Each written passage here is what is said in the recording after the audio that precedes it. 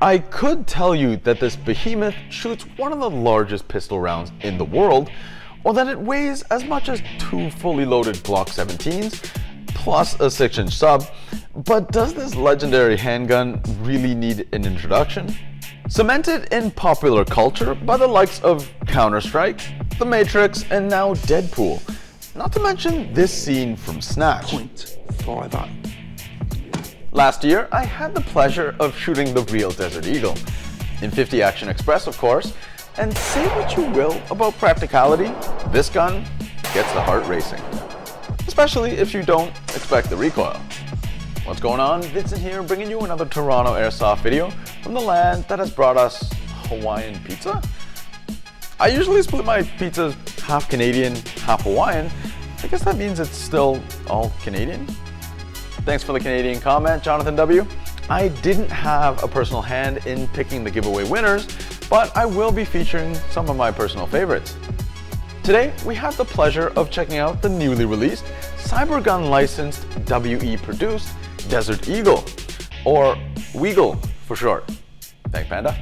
Kicking it off with build quality, this is the first all-metal Desert Eagle on the airsoft market. There was a half-metal CO2 version by KWC, as well as a plastic version by Tokyo Marui, but unless you were willing to shell out the big bucks for a full metal conversion kit, there wasn't anything that fully conveyed the heft of this hand cannon. Now, this version weighs 1.34 kilograms, so it's still 600 grams short of the real thing, but it's enough weight that every time you pick up this gun, you can't help but smile. Slide travel is really long, but they did a good job making sure everything stays smooth throughout the travel. Dual recoil springs is a good match for this hefty slide.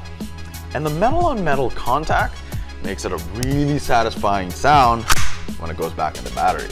Maybe it's because the slide is so big, I expected there to be a ton of slide play. I'm surprised to see that there's really not that much at all. And the front barrel is really solid, as it should be. I did find the safety a little loose. Though it never accidentally came on, it just doesn't feel as solid as the rest of the gun. Cybergun licensing means you get full trades everywhere on this gun, and they are indeed quite nice. Forget cheap laser engraved trademarks, these are actually milled out and are nice and crisp. The texture on the black paint is a nice matte finish without being overly gritty. The grip panel is a little shinier than I'd like, and there's a little bit of movement there. Personally, I try to source some Hogue style rubber grips. The sights are all black, but because of the large cutout on the rear sight, are actually quite nice to use. Taking a look at the internals, it's good to see everything looks overbuilt.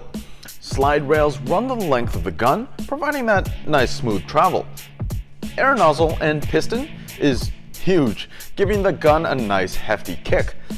I couldn't find any obvious signs of wear after the first couple hundred shots, and I think it should be quite reliable long term.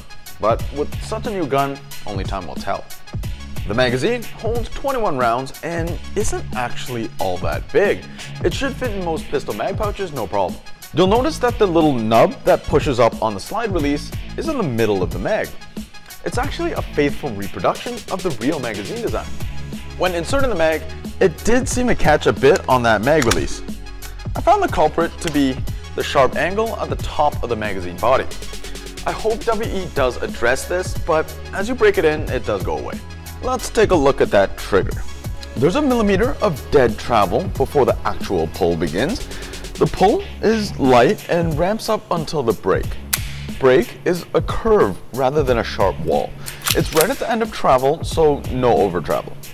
Reset is pretty good and clicks exactly where the dead travel ends on the previous pull. It's a very light pull on a very heavy pistol and almost feels unbalanced. But overall, I think it's a good trigger. Moving on to shooting performance, this gun clocks in at 360 feet per second with .2s, making it one of the hardest hitting green gas pistols on the market. Of course, power isn't everything, but the long barrel does deliver excellent accuracy. Hop-up would set a little low out of the box, but a few turns with an Allen key will tune it up. The hard kick does make follow-up shots a little harder than other pistols, but hey, the kick is half the fun. There you have it, the Cybergun WE Desert Eagle.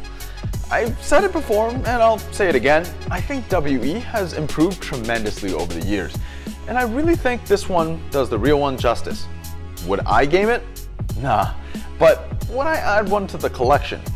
With the hefty weight and the 1:1 scale dimensions, along with the trademarks and the nice juicy kick, it might earn its place onto my gun rack, until I can afford the real one. As always, thanks for watching, subscribe for more content, and I'll catch you next time.